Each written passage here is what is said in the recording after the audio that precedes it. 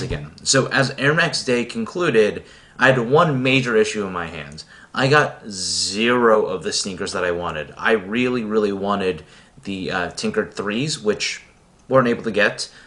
Fortunately, that wasn't part of Air Max Day and was really more of a Jordan brand release, but still felt slighted. Couldn't get the Witherspoons, which is something I really wanted.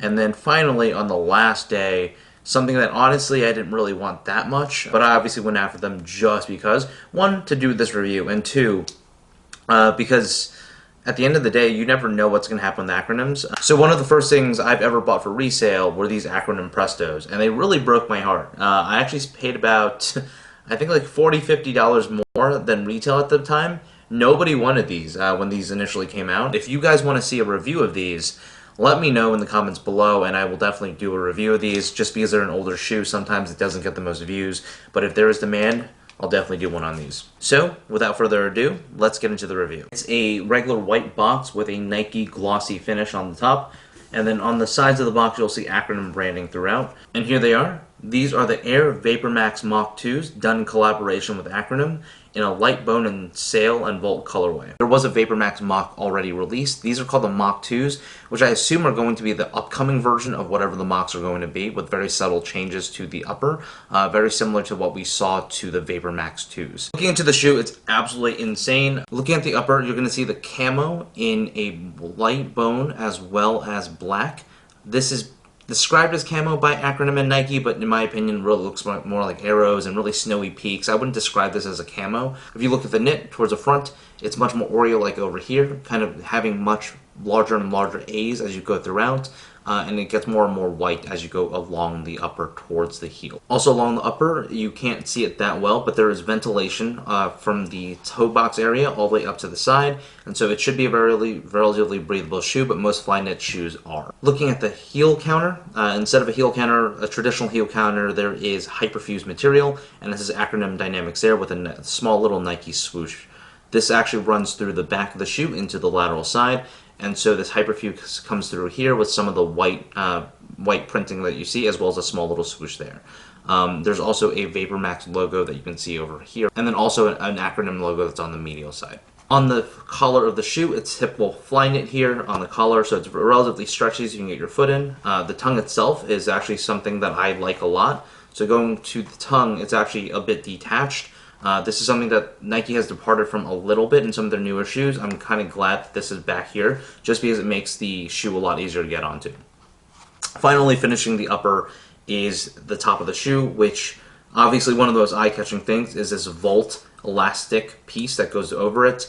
In the original Moc 2, the elastic is actually on the outside, so it covers a shoe, and there's typically a huge Nike symbol. So I assume the Moc 2 is going to be a little different in that the elastic strip is going to be on the inside of the Flyknit instead of the outside of the Flyknit. Alright, so if you look at the bottom of the shoe, this is your typical Vapormax sole. The major difference here is that it's super whited out with actual paint. So if you look at the pods over here, looking at it close up, these two front pods are actually translucent the same way most of the other Vapormax pods are. But over here you can actually see the paint. It's actually not done with a straight line, which makes me think they've actually painted it on manually, which I think is kind of cool. But for the most part, this is the first time I've seen a sole from Vapormax that's painted out. There is also a random symbol in the translucent part. I'm sure they actually did that on purpose, if you can see that very closely. I have no idea what that stands for, so if anybody out there in the world wants to tell me, I would love to know. I kind of assume it's probably like an Acronym logo, but it doesn't look exactly like the Acronym logo. Or it could be a Hugh Errolson, which is the founder of Acronym symbol or signature. I'm not exactly sure. Finally, finishing off the inside of the shoe is the insole. You can see here as well as here. You can see that one of them is solid and the other one is not solid. I'm not exactly sure what it says. Maybe it's just a pattern. I'm not exactly sure. Maybe it's Japanese. But you can see the Acronym X Nike logo branding on the very bottom of those insoles. Alright, so what are my thoughts on these? Aesthetically, I did not expect to love this shoe so much in person. In fact, I actually hated the fact that Errolson, Hugh, and Acronym created this. But after seeing these on feet, and you're about to see the on feet video for these, These actually look amazing in hand and in person, and it's not as crazy as I thought it would be just because it's white and black. The only thing that I dislike is the Volt color. Not really the fact that there's Volt, but I wish they actually did something else with it, because if they would have kept the camo pattern up here with the Volt, I think I would like it a lot more. I'm actually possibly thinking of putting Sharpie against this. I'm not sure, I don't really do DIY type stuff, but if I can make it look a little cooler, I might think of doing that. If anyone actually has any recommendations on what I can do with this over here, that'd be awesome. One of the great things about this specific version, and I actually hope Nike does this more, even outside of the collabs, is the fact that this is painted. I don't have no idea how long it's going to last, but the fact that it's painted mutes a lot of the squeaking. And so as I was walking around earlier, there's really not much squeaking to it, at least definitely not anywhere close to what you would expect from a Vapormax model without the paint.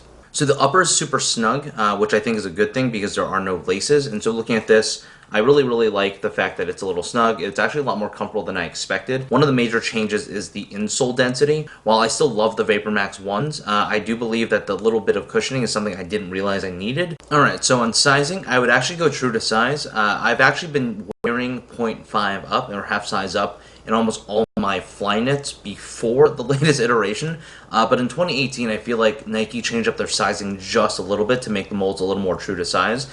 And so for these, the Moc 2s, I was true to size. In comparison to other popular shoes, if you're an Ultra Boost, I would also go with your Ultra Boost size here. Or if you're wearing NMDs from Adidas, I would also go 0.5 up from there.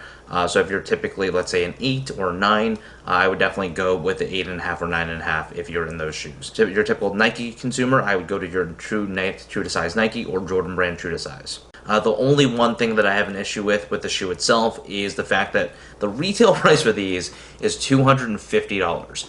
I understand Acronym is an expensive brand, but most of the other Acronyms have been around $20 to maybe $30 more than the typical retail price. The Vapormax Mocs are typically only about $190, so this is a $60 premium that you're paying for the Acronym collaboration, which is actually a lot.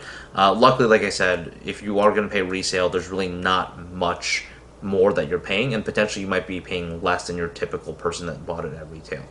And that's it, guys. This is, once again, the Air Vapormax Moc 2 in collaboration with Acronym. Until next time, peace.